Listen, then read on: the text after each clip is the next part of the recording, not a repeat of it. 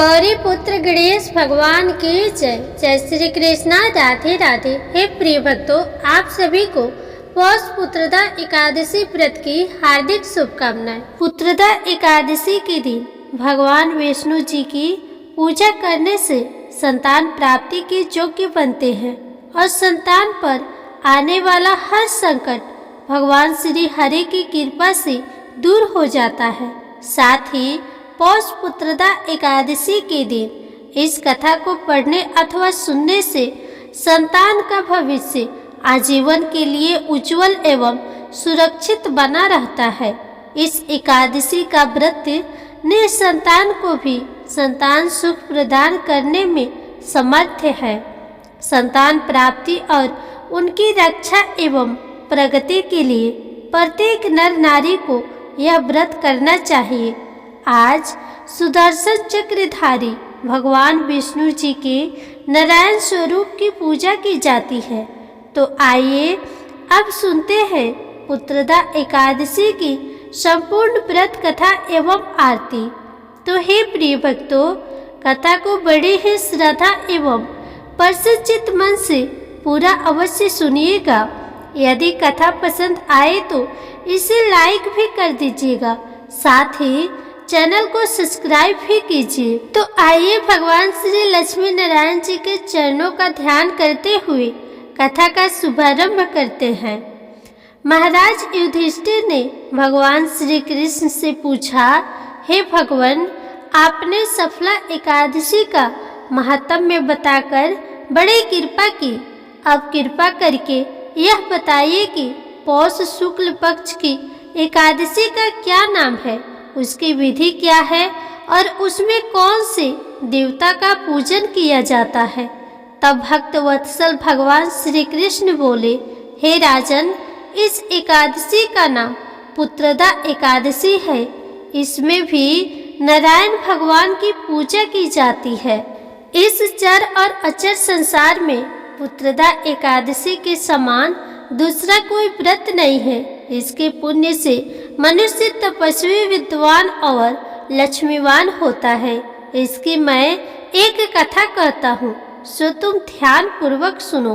भद्रावती नगरी में सुकेतुमान नाम का एक राजा राज्य करता था। उसके कोई भी पुत्र नहीं था। उसकी स्त्री का नाम सभ्या था। वह निसंतान होने के कारण सदैव चिंतित रहा करती थी। राजा के पितर भी रो रो कर पिंड लिया करते थे और सोचा करते थे कि इसके बाद हमको कौन पिंड देगा। राजा भी भाई बांधव, धान्य धान, हाथी घोड़े, राज्य और मंत्री, इन सब में से किसी से भी संतोष नहीं होता था। वह सदैव यही विचार करते रहता था कि मेरे मरने के बाद मुझको कौन पिंड दान करेगा। बिना पुत्र के पितरों और देवताओं का ऋण मैं कैसे चुका सकूंगा। जिस घर में पुत्र न हो उस घर में सदैव अंधेरा ही रहता है। इसीलिए पुत्र उत्पत्ति के लिए प्रयत्न करना चाहिए। जिस मनुष्य ने पुत्र का मुख देखा है वह धन्य है। उसको इस लोक में यश और परलोक में शांति मिलती है, अर्थात उनके दोनों लोक सुधर जाते हैं। पूर्व जन्म के कर्म से ही इस जन्म में पुत्र और धन आदि प्राप्त होते हैं। राजा इसी प्रकार रात दिन चिंता में लगा रहता था। एक समय तो राजा ने अपने शरीर को त्याग देने का निश्चय किया, परंतु आत्मघात का महापाप समझकर उसने ऐसा नहीं किया। राजा ऐसा ही विचार करता हुआ अपने घोड़े पर चढ़कर वन को चल दिया तथा पक्षियों और वृक्षों को देखने लगा। उसने देखा कि वन में मृग, व्याघ्र, सुअर, सिंह, बंदर आदि सब भ्रमण कर रहे हैं। हाथी अपने बच्चे और हथनियों के बीच घूम रहा है। इस वन में कहीं तो गीदड़ अपने कर्कश स्वर में बोल रहे हैं, तो कहीं उल्लू ध्वनि कर रहे हैं। वन के दृश्य को देखकर राजा सोच विचार में लग गया। इसी प्रकार आधा दिन बीत गया। वह सोचने लगा कि मैंने कई यज्ञ किए, ब्राह्मणों को स्वादिष्ट भोजन से तृप्त किया, फिर भी मुझको दुख प्राप्त हुआ। ऐसा क्यों? राजा प्यास के मारे अत्यंत दुखी हो गया और पानी की तलाश में इधर उधर फिरने लगा। थोड़ी दूरी पर राजा ने एक सरोवर देखा। उस सरोवर में कमल खिले हुए थे तथा सारस, हंस, मगरमच्छ आदि विहार कर रहे थे। उस सरोवर के चारों तरफ मुनियों के आश्रम बने हुए थे। उसी समय राजा के दाहिने अंग फड़कने लगे। राजा शुभ शगुन समझकर घोड़े से उतरकर मुनियों को दंडवत प्रणाम करके वहां बैठ गया। राजा को देखकर मुनियों ने कहा, हे राजन, हम तुम पे अत्यंत प्रसन्न है। तुम्हारी क्या इच्छा है, सो कहो। तब राजा ने पूछा, महाराज, आप कौन हैं और किस लिए यहाँ आए हैं, कृपा करके बताइए। तब मुनि कहने लगे, हे राजन, आज संतान देने वाली पुत्रदा एकादशी है। हम लोग विश्वदेव हैं और इस सरोवर में स्नान करने के लिए आए हैं। यह सुनकर राजा कहने लगे कि महाराज, मेरे कोई भी पुत्र नहीं है। यदि आप मुझ पर प्रसन्न है तो एक पुत्र का वरदान दीजिए। तो मुनि बोले, हे राजन, आज पुत्रदा एकादशी है। आप अवश्य ही इसका विधि विधान से व्रत करें। भगवान की कृपा से आपको अवश्य ही घर में पुत्र होगा। मुनि के वचनों को सुनकर राजा ने उसी दिन एकादशी का व्रत किया और द्वादशी को इसका पारण किया। इसके बाद मुनियों को प्रणाम करके राजा महल में वापस आ गया। कुछ समय बीतने के बाद रानी ने गर्भ धारण किया और 9 महीने के बाद उनके एक पुत्र हुआ। वह राजकुमार अत्यंत शूरवीर, यशस्वी और प्रजापालक हुआ।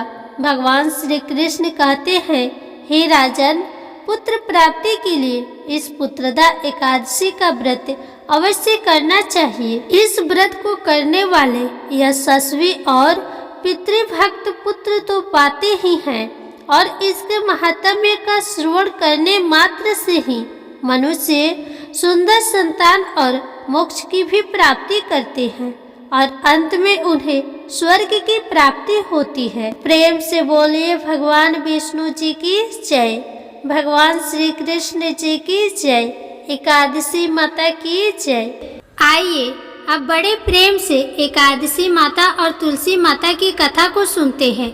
इन कथाओं को सुनने से ही एकादशी का व्रत पूर्ण माना जाता है। एक बूढ़ी माँ ने एक बार एकादशी का व्रत रखा। बड़ा ही भक्ति भाव से पूजा अर्चना की। उन्हें वृद्धा अवस्था में क्या बाधा थी। वे तो अपने पुत्र पौत्रों की सुख सुविधा के लिए व्रत रखने लगी थी। वे दिन भर तो जरा कठोर मन करके अपनी प्यास को रोके रही। दिन में पूजा पाठ किया, कथा सुनी और पंडित जी को मिट्टी के पात्र में भरकर पानी और ऋतुफल दान में दिए। दोना भर भर के बूढ़ा शक्कर वितरण किया। उन्हें गर्मी के कारण बहुत बेचैनी हो रही थी। इस कारण से बड़ी देर तक पानी में पड़ी रही और पानी की कुल्ला करती रही, अपना मुंह धोती रही। तब कहीं थोड़ा बहुत धैर्य बंध पाया।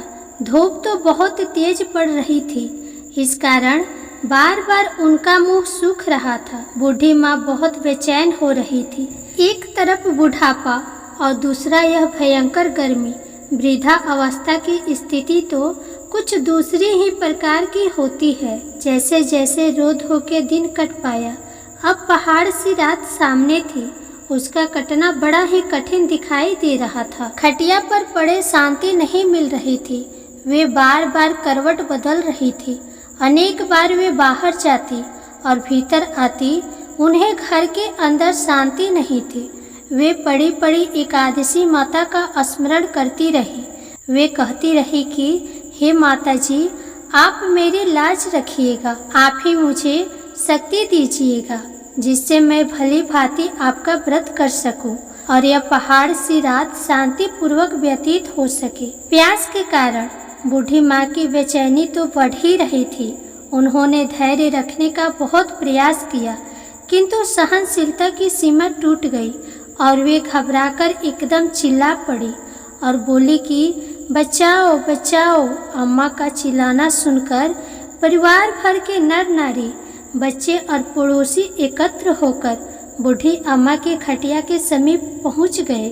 सबने पूछा कि अम्मा जी, आपको क्या हुआ? आप क्यों चिल्ला रही हैं? आप इस वृद्धा अवस्था में यह कठिन व्रत क्यों कर रही हैं? अम्मा जी, शक्ति से ही भक्ति होती है। थोड़ी ही देर में वे फिर से बोली, अरे हमारे तो प्राण ही निकले जा रहे हैं।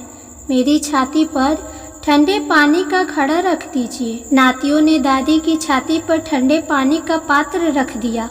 तब कहीं उन्हें थोड़ा बहुत आराम मिला और थोड़ी देर के लिए उन्होंने अपनी आंखें बंद कर ली। एकादशी माता ने सोचा कि यह बूढ़ी अम्मा है तो बहुत कठोर, जरा जाकर उसकी परीक्षा लेनी चाहिए। वे आधी रात को मुर्गा बनकर टेर लगाने लगी। मुर्गा की आवाज़ सुनकर बूढ़ी अम्मा जल्दी से उठी और बाहर जाकर आसमान की ओर देखा, किंतु आसमान में कहीं उन्हें प्रातःकालीन तारा दिखाई नहीं दिया। तो वे सोचने लगी कि यह मुर्गा क्यों और कैसे भूल गया। उन्हें प्यास तो लग ही रही थी।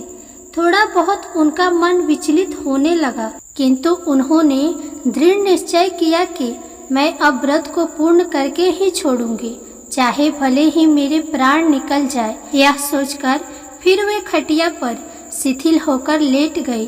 थोड़ी ही देर में एकादशी माता ने उनकी फिर से परीक्षा लेनी चाहिए।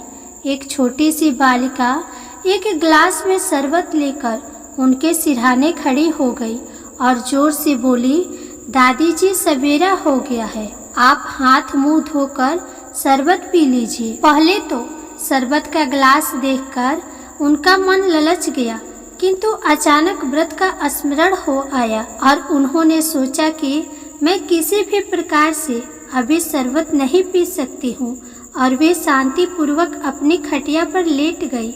फिर थोड़ी ही देर में उन्हें ऐसा लगा कि जैसे किसी ने उन्हें पानी के कुएं में पटक दिया हो। वे बड़ी देर तक उस कुएं में हाथ पांव चलाती रही, किंतु उन्होंने अपने मुंह में पानी की एक बूंद भी नहीं जाने दी और वे दृढ़ता पूर्वक अपना व्रत पालन करती रही। थोड़ी ही देर में न जाने कहां से सामने आग जलने लगी, जिससे भारी गर्मी बढ़ने लगी। प्यास के कारण प्राण निकलने लगे, किंतु बूढ़ी अम्मा का कुछ भी नहीं बिगाड़ पाया। वे जहाँ के तहाँ मुस्कुराती हुई सी बैठी रही और थोड़ी ही देर में बाहर प्रकाश दिखाई देने लगा। ऐसा लगा कि जैसे सवेरा हो गया हो। बूढ़ी अम्मा ने जब बाहर निकलकर देखा तो वे समझ गई कि अभी सवेरा होने में 3-4 घंटे की देरी है। यह जानकर वे शांतिपूर्वक इधर उधर घूमने लगी। एकादशी माता यह बात अच्छी तरह से समझ गई कि यह बूढ़ी अम्मा किसी भी प्रकार से अपने व्रत से नहीं टल सकती है। वे उनके सत्य व्रत को अच्छी तरह से समझ गई। सवेरा होते ही बूढ़ी अम्मा ने स्नान किया, पूजा पाठ किया, एकादशी माता की कथा सुनी, ब्राह्मणों को दक्षिणा देकर भोजन कराया। तब कहीं उन्होंने जल ग्रहण किया। कन्याओं को भोजन कराने के बाद अम्मा ने स्वयं भोजन किया। उस श्रेष्ठ व्रत के प्रताप से बूढ़ी अम्मा की आयु में वृद्धि हो गई। उनका घर परिवार हरा भरा हो गया। घर में अब उनके कोई अभाव न रहा। वे हर तरह से सुख साधनों से संपन्न हो गए। नात नतनी से उनका घर भर गया और वे उसी दिन से 12 महीनों का एकादशी का व्रत करने लगी। एकादशी माता के व्रत के प्रताप से इस संसार में हर प्रकार के सुख भोग कर वे अंत में बैकुंठ धाम को चली गई। जैसे एकादशी माता ने बुढ़िया माता और उनके परिवार को हरा भरा किया, वैसे ही एकादशी माता हम सभी की मनोकामनाओं को पूर्ण करे। प्रेम से बोलिए एकादशी माता की जय। अब बड़े ही प्रेम से तुलसी माता की कथा को सुनते हैं। इन कथाओं को सुनने से ही एकादशी का व्रत पूर्ण माना जाता है। एक बार एक गांव में एक बहुत ही बुजुर्ग महिला रहती थी। वह बहुत ही पूजा पाठ किया करती थी। वह रोज तुलसी माँ की पूजा करती थी और वह बुजुर्ग महिला रोज तुलसी माता से कहती, हे तुलसी माँ, तुम मुझे बहू दे, पीताम्बर की धोती दे, मीठा मीठा घास दे, बैकुंठ में वास दे, चटक की चाल दे, पटक की मौत दे, चंदन का काठ दे, रानी सा राज दे, दाल भात का भोजन दे, ग्यारस की मौत दे और कृष्ण जी का कंधा दे। वह बुजुर्ग महिला हर महीने में तुलसी माता की पूजा करती और उनके बिरले को रोज सींचती। तुलसी माता बुजुर्ग महिला की बात सुनकर धीरे धीरे सूखने लगी। तभी भगवान श्री कृष्ण जी ने देखा कि तुलसी माता सूख रही है और तभी एक दिन भगवान श्री कृष्ण तुलसी माता जी के पास प्रकट हुए और भगवान श्री कृष्ण जी ने तुलसी माता से पूछा, तुम क्यों सूख रही हो?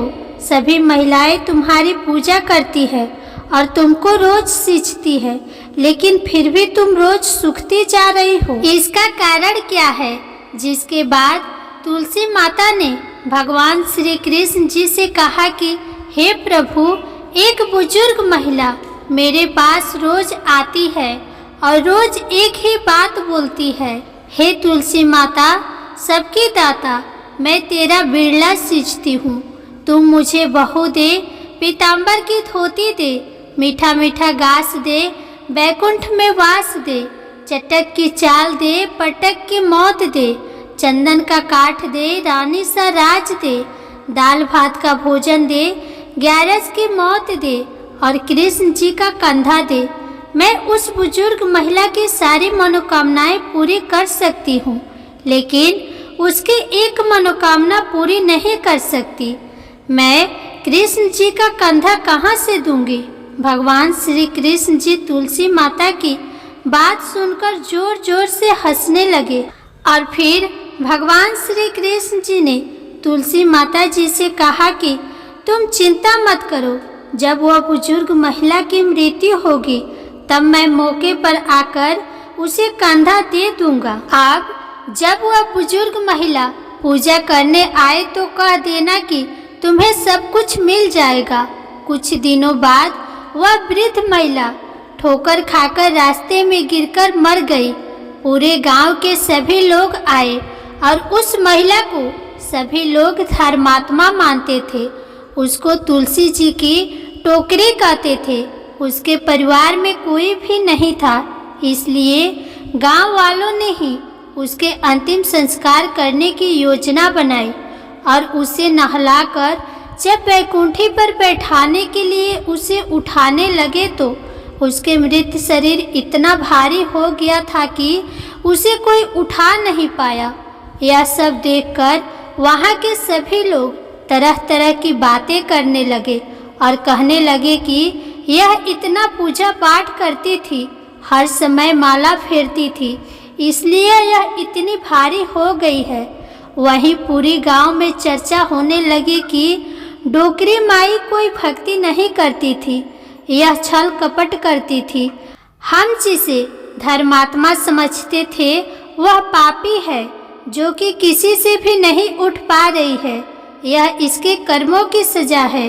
इधर भगवान ने सोचा कि मेरे भक्त की निंदा हो रही है, इसलिए भगवान ने बूढ़े ब्राह्मण का वेश धारण करके वहाँ पर आए और वहाँ पर एकत्रित लोगों से पूछने लगे कि यहाँ पर इतनी भीड़ क्यों लगी है, जिसे लोग कहने लगे कि यहाँ पर डोकरी माई मर गई है और पाप इतना था कि जिससे यह उठ नहीं पा रही है।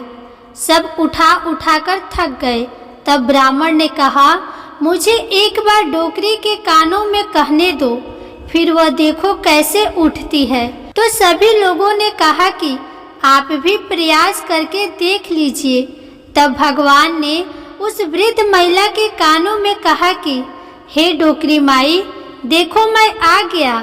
और जो डोकरी पूजा करते समय शब्द कहती थी वह शब्द उसके कानों में कहने लगे, तू बिरला सींचू तेरा, मैं करूँ निस्तारा मेरा। डोकरी माई बहू ले, बेटी ले, पोता ले, लड्डू ले, पीताम्बर की धोती ले, गहना ले, घी का घड़ा ले, मीठा मीठा खीर और पूड़ी ले, दाल भात का भोजन ले, धन दौलत ले, रानी सा राज ले, तुलसी जी का पत्ता ले, मुंह में गंगा जल ले, 11 को दिल ले, चंदन का दाग ले, कृष्ण जी का कंधा ले। इतना सुनते ही डोकरी हल्की हो गई। भगवान ने बोला, आओ और इसको उठाओ। भगवान ने हाथ लगाया और डोकरी माई उठ गई। सबको बड़ा आश्चर्य हुआ। उसे खूब धूमधाम से ले जाया गया। भगवान उसे अपने कंधे पर ले गए। पूरे गांव में उसकी चर्चा होने लगी, जिससे उसको मुक्ति मिल गई और वह वैकुंठ में चली गई। सभी लोग देखते रह गए। सभी लोगों ने देखा कि शमशान घाट तक तो ब्राह्मण साथ ही आया था, लेकिन अब वह दिखाई नहीं दे रहा है। इससे लोगों को समझ में आ गया कि वह कोई और नहीं, स्वयं भगवान ही बूढ़े ब्राह्मण के रूप में आए थे।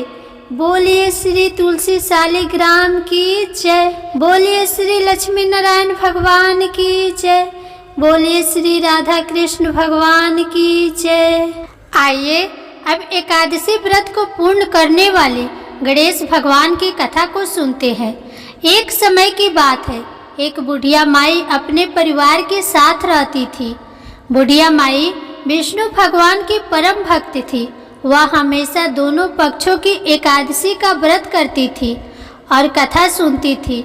उन्होंने कभी भी व्रत में गणेश भगवान की कथा न कही न सुनी, जिस कारण उनका व्रत अधूरा रह गया।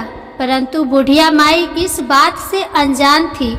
उनको लगता था कि वह तो पूरा व्रत कर रही है और उनके व्रत के पुण्य से उनको वैकुंठ लोक की प्राप्ति अवश्य होगी। देखते ही देखते बुढ़िया माई की मृत्यु हो गई। उन्हें लेने यमलोक के दूत आए। वह देखकर घबरा गई और बोली, मैंने जीवन भर विष्णु भगवान की भक्ति श्रद्धा भाव से किया, एकादशी का व्रत किया, मुझे तो लेने वैकुंठ लोक का विमान आएगा, मैं आपके साथ नहीं चलूंगी।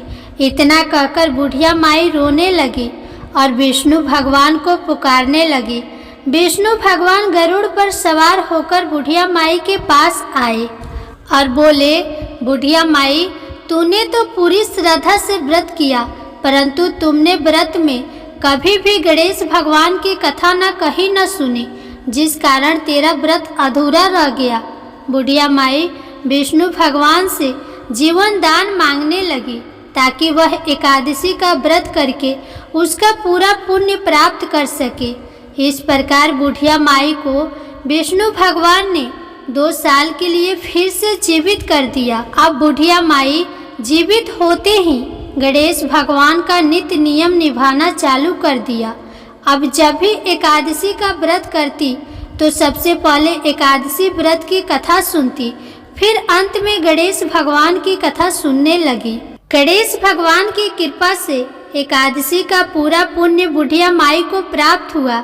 बुढ़िया माई की तपस्या से गणेश भगवान प्रसन्न हुए और बुढ़िया माई के सामने प्रकट होकर बोले, बुढ़िया माई, तुमने मेरे नित्य नियम के साथ ही व्रत में श्रद्धा पूर्वक कथा सुनी है, इसलिए मैं तुम पर अत्यंत प्रसन्न हूँ। मैं तुम्हें आशीर्वाद देता हूँ कि जब तक यह पृथ्वी रहेगी तब तक तुम्हारी इस तपस्या का गुणगान लोग करते रहेंगे। साथ ही एकादशी व्रत में तुम्हारी इस भक्ति की कथा को जो भी मनुष्य प्रेम पूर्वक सुनेगा उसको व्रत का संपूर्ण फल प्राप्त होगा। गणेश भगवान बुढ़िया माई पर प्रसन्न होकर बुढ़िया माई का घर अन्न धन से भर दिया। साथ ही रिद्धि सिद्धि का आवास करके अंतर ध्यान हो गए। 2 साल बीतने पर बुढ़िया माई की मृत्यु हुई। इस बार उन्हें लेने वैकुंठ लोक का विमान आया। बुढ़िया माई को पूरे मान सम्मान के साथ वैकुंठ लोक ले जाया गया। इस गणेश भगवान की कृपा से बुढ़िया माई का घर अन्न धन से भर गया और मरने के बाद वैकुंठ धाम का वास मिला।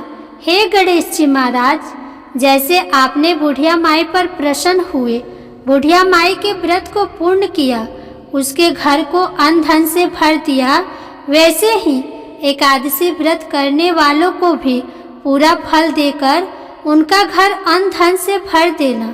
प्रेम से बोलिए गणेश भगवान की जय। अब सुनिए लप्सी और तपसी की कहानी। एक लप्सी था, एक तपसी था। तपसी हमेशा भगवान की तपस्या करता था, लेकिन उसे चोरी करने की आदत थी।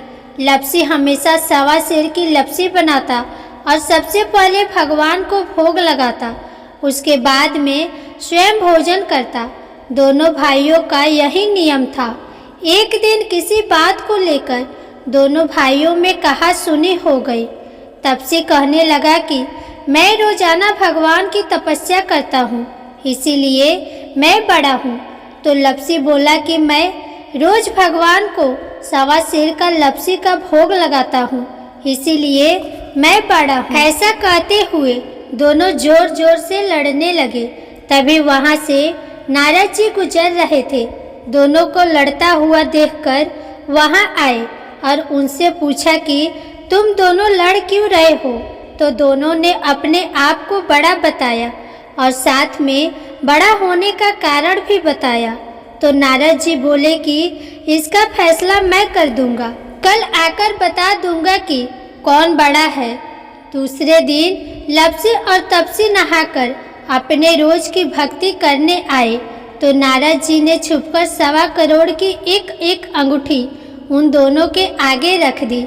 जैसे ही भक्ति करते हुए तपसी की नज़र उस अंगूठी पर पड़ी तो उसने चुपचाप से उठाई और अपने पैर के नीचे दबा दी। लप्सी की नज़र अंगूठी पर पड़ी, लेकिन उसने ध्यान नहीं दिया। उसने पहले भगवान को भोग लगाया और फिर स्वयं भोजन करने के लिए बैठ गया। थोड़ी ही देर बाद नारद जी सामने आए तो दोनों ने पूछा कि अब बताओ हम दोनों में से कौन बड़ा है। तो नारद जी ने तपसी से कहा, तपस्या तो तुम करते हो, इतनी तपस्या करने के बाद भी तुम्हारी चोरी करने की आदत नहीं गई। यह अंगूठी मैंने ही तुम दोनों के आगे रखी थी। मैं ये देखना चाहता था कि तुम दोनों में से किनके मन में लालच है। तो तूने तो अंगूठी दिखाई पड़ते ही झट से अपने पैर के नीचे दबा ली। लेकिन लप्सी का ध्यान अंगूठी पर जाने के बाद भी लप्सी ने अंगूठी को नहीं उठाया और ना ही ध्यान दिया। उसने सिर्फ अपने भगवान में ही ध्यान रखा, उन्हें भोग लगाया और बाद में भोजन करने लगा। इसीलिए लप्सी बड़ा है और तुम्हें तुम्हारी तपस्या का कोई भी फल नहीं मिलने वाला। जितनी चाहे मर्जी तुम तपस्या कर लो, तुम्हें इसका कोई भी फल नहीं मिलेगा। तो तपसी को यह सुनकर बहुत ही दुख हुआ और वह शर्मिंदा होकर नारद जी से माफ़ी मांगने लगा कि आज तक मेरी गलती माफ़ करो और मुझे बताओ कि मेरी तपस्या का फल कैसे मिलेगा। आज के बाद कभी भी मैं चोरी नहीं करूँगा। तो नारद जी ने कहा कि यदि कोई गाय या कुत्ते के लिए रोटी नहीं बनाएगा तो उसका फल तुझे मिलेगा। यदि कोई व्यक्ति ब्राह्मण को भोजन करवाकर उसे दक्षिणा नहीं देगा तो उसका फल भी तुझे ही मिलेगा। अगर किसी को सूट साड़ी देगा और उसके साथ भेंट स्वरूप कुछ रुपये नहीं देगा तो उसका फल भी तुझे ही मिलेगा। अगर कोई व्यक्ति दिए से दिया जलाएगा तो उसका फल भी तुझे ही मिलेगा। अगर कोई औरत आंगन लिपकर चौका नहीं लिपेगी तो उसका फल भी तुझे ही मिलेगा। यदि कोई व्रत कथा में सारी कहानी सुन ले लेकिन तुम्हारी कहानी ना सुने तो उसका फल भी तुझे ही मिलेगा। उसी दिन से हर व्रत कथा और कहानी के साथ लप्सी तपसी की कहानी कही और सुनी जाती है। प्रेम से बोलिए भगवान श्री लक्ष्मी नारायण की जय, तुलसी माता की जय, एकादशी माता की जय, भगवान गणेश की जय। अब आप सुनिए एकादशी माता की आरती। ओम जय एकादशी जय एकादशी जय एकादशी माता, विष्णु पूजा व्रत को धारण कर शक्ति मुक्ति पाता। ओम जय एकादशी जय एकादशी जय एकादशी माता। विष्णु पूजा व्रत को धारण कर शक्ति मुक्ति पाता। तेरे नाम गिनाऊं देवी भक्ति प्रदान करनी। गण गौरव की देनी माता शास्त्रों में वर्णी। ओम जय एकादशी माता। विष्णु पूजा व्रत को धारण कर शक्ति मुक्ति पाता। मार्गशीर्ष के कृष्ण पक्ष की उत्पन्ना विश्व तारिणी जन्मी। शुक्ल पक्ष में हुई मोक्षदा मुक्तिदाता बन आई। ओम जय एकादशी माता। विष्णु पूजा व्रत को धारण कर शक्ति मुक्ति पाता। पौष के कृष्ण पक्ष की शफला नामक है। शुक्ल पक्ष में होए पुत्रदा आनंद अधिक रहे। ओम जय एकादशी माता। विष्णु पूजा व्रत को धारण कर शक्ति मुक्ति पाता। नाम सटतीला माघ मास में कृष्ण पक्ष आवे। शुक्ल पक्ष में जया कहावे विजय सदा पावे। ओम जय एकादशी माता। विष्णु पूजा व्रत को धारण कर शक्ति मुक्ति पाता। चैत्र शुक्ल में नाम कामदा धन देने वाली। नाम वरुथनी कृष्ण पक्ष में वैशाख माह वाली। ओम जय एकादशी माता। विष्णु पूजा व्रत को धारण कर शक्ति मुक्ति पाता। शुक्ल पक्ष में होए मोहिनी अपरा ज्येष्ठ कृष्ण पक्षी। नाम निर्जला सब सुख करनी शुक्ल पक्ष रखी। ओम जय एकादशी माता। विष्णु पूजा व्रत को धारण कर शक्ति मुक्ति पाता। जोगिनी नाम आषाढ़ में जानो कृष्ण पक्ष करनी। देव शैनी नाम कहायो शुक्ल पक्ष धरनी। ओम जय एकादशी माता। विष्णु पूजा व्रत को धारण कर शक्ति मुक्ति पाता। कामिका श्रावण मास में आवे कृष्ण पक्ष कहिए। श्रावण शुक्ल होए पवित्र आनंद से रहिए। ओम जय एकादशी माता। विष्णु पूजा व्रत को धारण कर शक्ति मुक्ति पाता। अजा भाद्रपद कृष्ण पक्ष की परिवर्तिनी शुक्ला।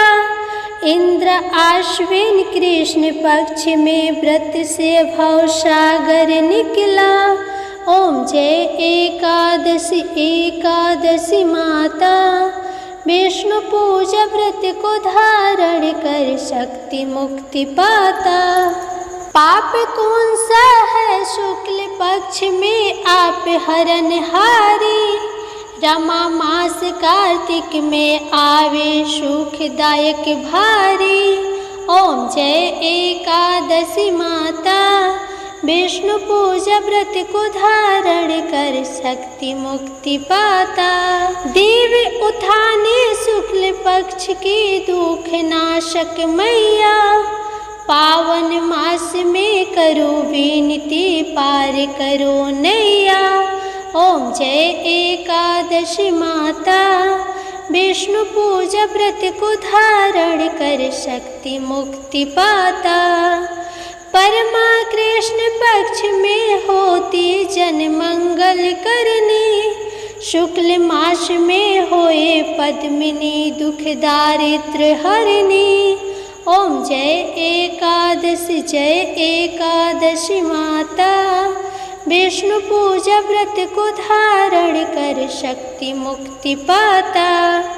जो कोई आरती एकादशी की भक्ति सहित गावे, जन गुरु दीता स्वर्ग का वासा निश्चय वह पावे। ओम जय एकादशी जय एकादशी जय एकादशी माता, विष्णु पूजा व्रत को धारण कर शक्ति मुक्ति पाता। जय एकादशी माता, क्यारस माता की जय।